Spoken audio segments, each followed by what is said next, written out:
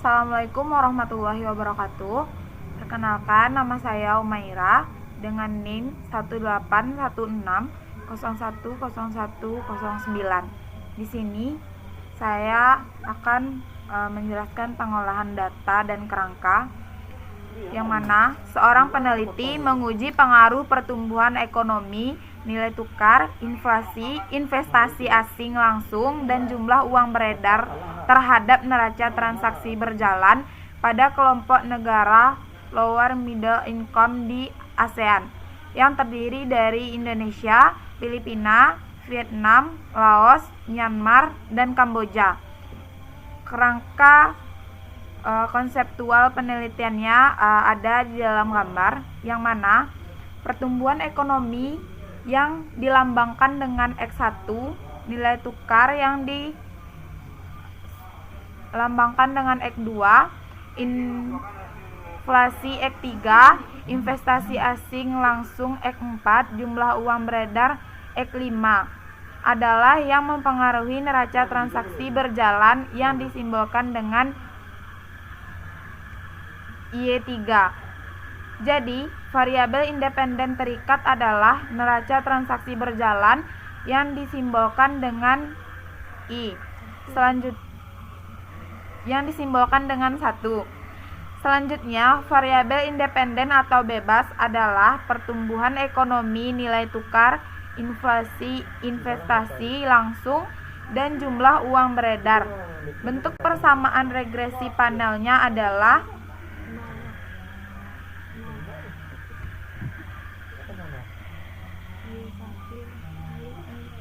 YIT ditambah P0 ditambah P1 X1 IT ditambah P2 log X2 IT ditambah P3 X3 IT ditambah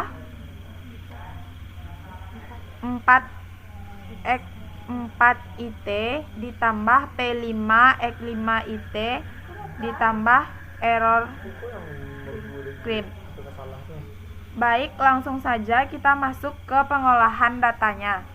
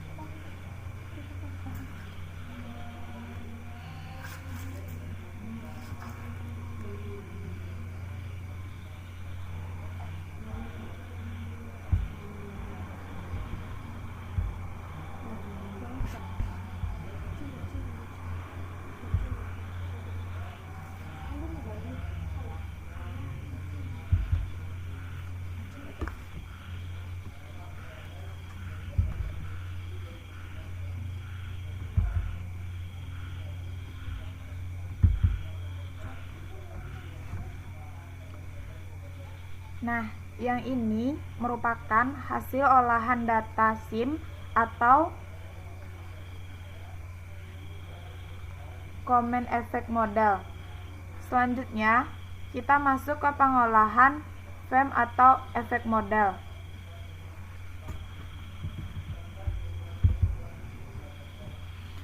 Yang ini merupakan hasil olahan data FEM atau Effect Model. Selanjutnya, kita melakukan uji CO untuk memilih model terbaik antara C atau M. Yang ini merupakan hasil uji CO karena nilai probabilitas prosection F 0,2962 besar dari 0,05, maka model yang dipilih adalah model SIM. Karena model yang terpilih adalah SIM, maka tidak dilanjutkan ke uji asumsi dan data siap untuk diinterpretasi. Jadi, model data panel yang terbaik untuk diinterpretasikan adalah SIM atau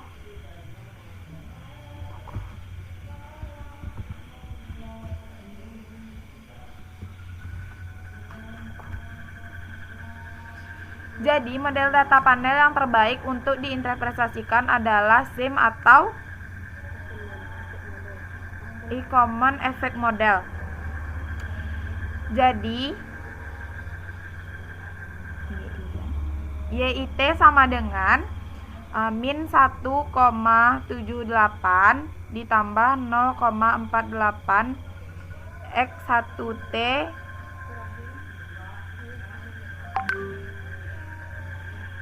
dikurang 0,11 log X2IT dikurang 0,16 X3IT dikurang 1/2/7 X4IT ditambah 0,06 X5IT ditambah error gain. Interpretasi hasil regresi data panel adalah angka konstanta minus 1,78. Artinya neraca transaksi berjalan di ASEAN yang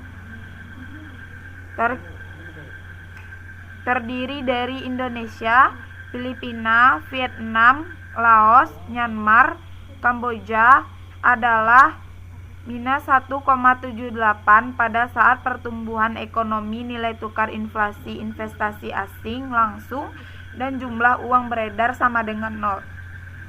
Selanjutnya, nilai koefisien 0,40 artinya apabila pertumbuhan ekonomi meningkat sebesar 1%, maka neraca transaksi berjalan di ASEAN yang terdiri dari Indonesia, Filipina, Vietnam, Laos, Myanmar, dan Kamboja akan naik sebesar 0,48%. Selanjutnya, nilai koefisien minus 0,11 artinya apabila nilai neraca meningkat, maka neraca transaksi berjalan di ASEAN yang terdiri dari Indonesia, Filipina, Vietnam, Laos, Myanmar, dan Kamboja 0,11%. Selanjutnya nilai koefisien minus 0,16. Apabila inflasi meningkat sebesar 1%, maka neraca transaksi berjalan di ASEAN yang terdiri dari Indonesia, Filipina, Vietnam, Laos, Myanmar, dan Kamboja akan turun sebesar minus 0,16%. Selanjutnya, nilai koefisien minus 1,27, artinya apabila investasi asing langsung meningkat sebesar 1%, maka neraca transaksi berjalan di ASEAN yang terdiri dari Indonesia, Filipina, Vietnam, Laos, Myanmar, dan Kamboja akan turun sebanyak minus 1,27%. Selanjutnya, nilai koefisien 0,06, artinya jumlah uang beredar meningkat sebesar 1%. Maka neraca transaksi berjalan di ASEAN yang terdiri dari Indonesia, Filipina, Vietnam, Laos, Myanmar, dan Kamboja akan meningkat sebesar 0,06%.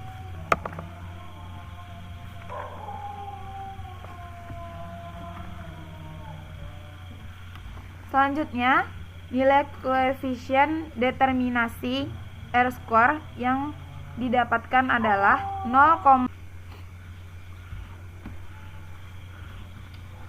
Selanjutnya, nilai koefisien determinasi R-square yang didapatkan adalah 0,556731. Artinya adalah variabel independen yang terdiri dari pertumbuhan ekonomi, nilai tukar investasi langsung, jumlah uang beredar dapat menjelaskan perubahan pada variabel dependen neraca transaksi berjalan di ASEAN yang terdiri dari Indonesia, Filipina, Vietnam, Laos, Myanmar, dan Kamboja sebesar 55,6731 dan sisanya 44,3262 dijelaskan oleh model yang digunakan.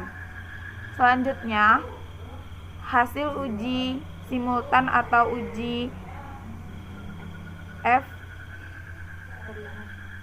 terlihat signifikan 0,000000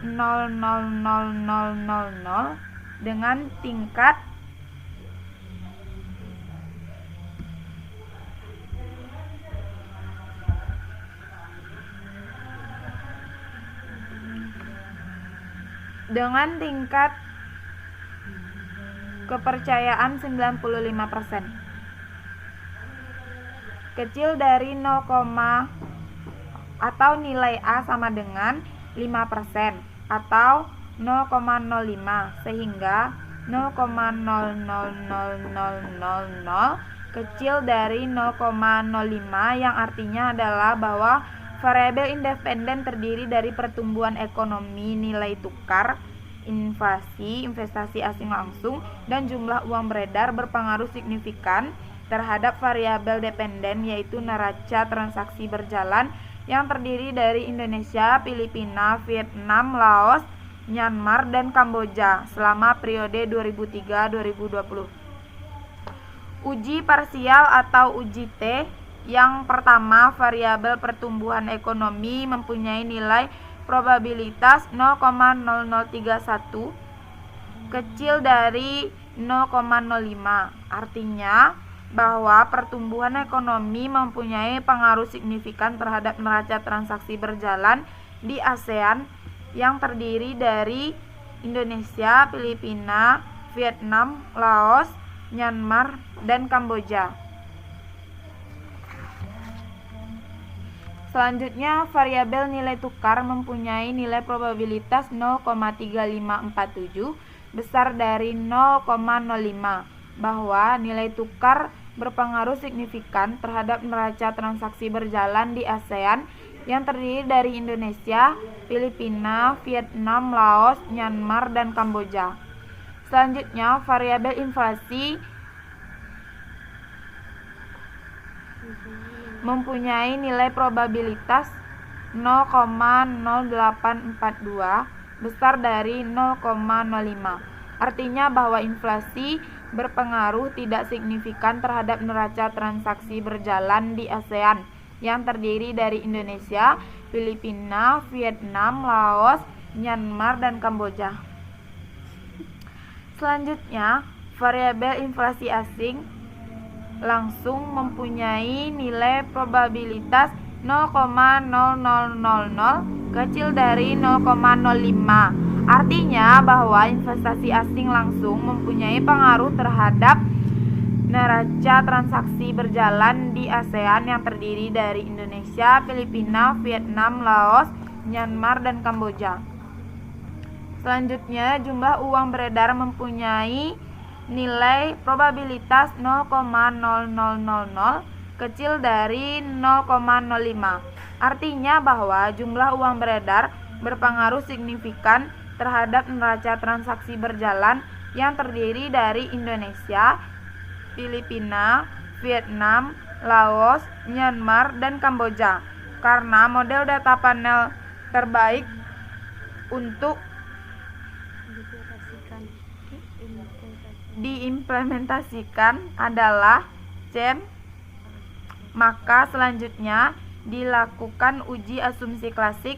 Yang pertama adalah heterodisitas multikolinearitas.